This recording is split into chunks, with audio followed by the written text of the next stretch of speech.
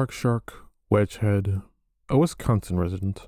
It may sound like I'm casually throwing out random slurs, but these three titles are nicknames one can give to the fictional species known as the Sergal. Most furries are probably aware of Sergals due to their very mixed reception in the fandom. The race has fallen victim to many a stereotype through the years, just like every other species that furries have chosen for their sonas. But as we're all aware, stereotypes aren't always true. Take myself for example. Along with fox furs, rabbits are stereotyped as perpetually horny sex pests, looser than a harlot during happy hour even. In the words of one of my server members, all you know how to do is to eat and then fuck. But as you can see, I'm rather far from that description myself.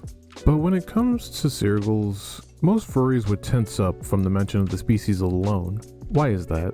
Well, before we get into that, first we'll have to start with what a Sergal actually is, for the uninitiated of course. So what is a Sergal exactly?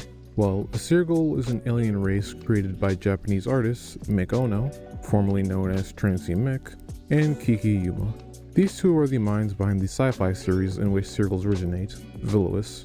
In the lore of this series, Sergals are one of the three primary Edolith races that reside on the planet Tal, along with Agudners and raptor-like Neverians. According to the Villainous wiki, Sergals have many features reminiscent of sharks, rabbits, kangaroos, canines, reptiles, avians, and others. Although something that the wiki direly wants you to know is that Sergals have no obvious gender differences in their appearance and biological feature. You may begin to wonder just how important the species' gender ambiguity is based on the fact that the official wiki puts this in bold red text.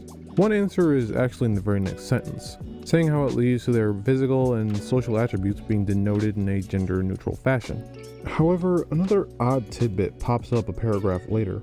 While they are covered in a mammal-like fur, they are ovoviviparous and do not possess mammalian breasts and breastfeeding ability.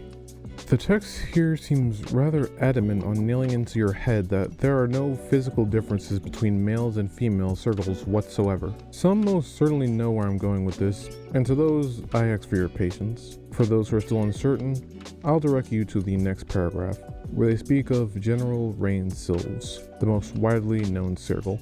While Sergals have become known on the internet for having a monstrously violent and sexually deviant nature, this behavior is generally confined to Rain Silves and those under her influence. Because Sergals are designed to be a pretty friendly and peaceful race, the notorious stereotype for the species leads to deadly misunderstandings and misconceptions. Now, Rain Silves is depicted as a female, large mutant northern Sergal.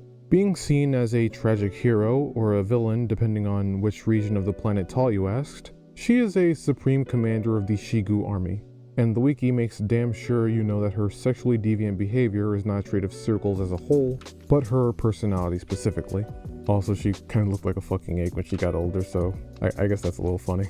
But while the canonical story of Rain was that she was a cruel army leader who oftentimes sexually violated and murdered those who opposed her rule, the creators of this lore only gave this brutish behavior to Rain specifically, along with giving a detailed and visual description of canon Sergal genitalia, but I digress. The word of Rain being a murderous, sexually dubious being didn't last for long, so why do Sergals still have a negative connotation to them? Sergals and furries have been intertwined for quite some time. However, the two hadn't had the most copacetic relationship. As said before, the Sergal wiki makes it very apparent that there are no physical differences between male and female Sergals, specifically when it comes to the chest. But what if you did it anyway? Well, that would anger the members of the Sergal community, as it would go against the canon of the universe. Your Sergal character going against the canon would have them labeled as a Mergal. From the prefix, I'm sure you can guess what realm of character this was used to define. Those who ignored the canon guidelines and created their Sergal characters in favor of sexual content. Their focus was on making the character as sexy as they were able, for the most part. People who swore by the canon were absolutely enraged by this, essentially doing their best to attempt and ostracize these Mergals, not wanting to be associated with people who are in reality pretty much just flirting online and beating it to their pile of lewds valued at $500 at the least. The issue, while present, wasn't that huge of a thing at first. The canon design of a Sergal didn't exactly prove to be that valid an excuse when it came to shitting on people's designs. Who would have thought? However, being a sexual deviant wasn't the only thing that could get you labeled as a Murgle in the community. For you see, not even the canon design of Sergals was safe from being altered. There have been multiple changes, additions, and erasures to not just Sergals, but to the canon of Vilois as a whole. One particular change that was pretty confusing to have confirmed was the early New Age Sergal design that arose around 2019 to 2012. This redesign supposedly had breasts as well as butt feathers, but it was ultimately scrapped from the canon. However, as time went on, Mick would attempt to iron out the canon appearance for Sergals, restricting certain characteristics such as the color of fur or eyes. These changes would only fan the flames between Sergals and furries even more. Furries were up in arms due to the restraint on character customization, while the canon Sergals only gained more ammunition to see whether or not someone's Sergal character was up to canon standards. But while character design was a heavily prominent issue when it came to Sergals, there were other incidents involving Sergals in a Discord chat that might have aided in the perception of Sergals being a volatile community.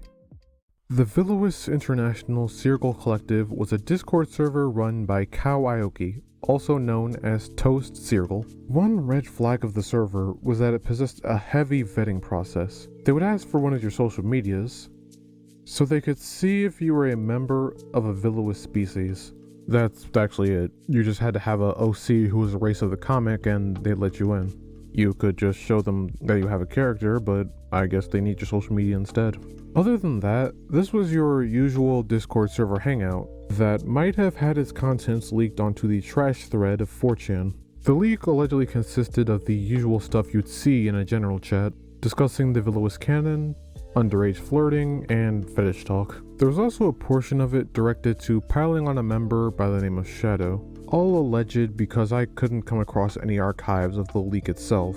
What was there, however, was the fallout that occurred when the server took notice of the leak. Cow had banned the members responsible and started to question purging the server of anyone who wasn't active. Shadow was thrown into a depressive episode, I assume, given that they're said to be 15 years old later. This incident of the group consoling one another wasn't the exact reason why the server aided in the community's negative view. It was a stepping stone into an even worse incident, namely when a 16-year-old user had been coerced multiple times to draw not safe for work art for members of the server. It doesn't help the matter that this was known about by a staff member as well as Cow, the server's owner.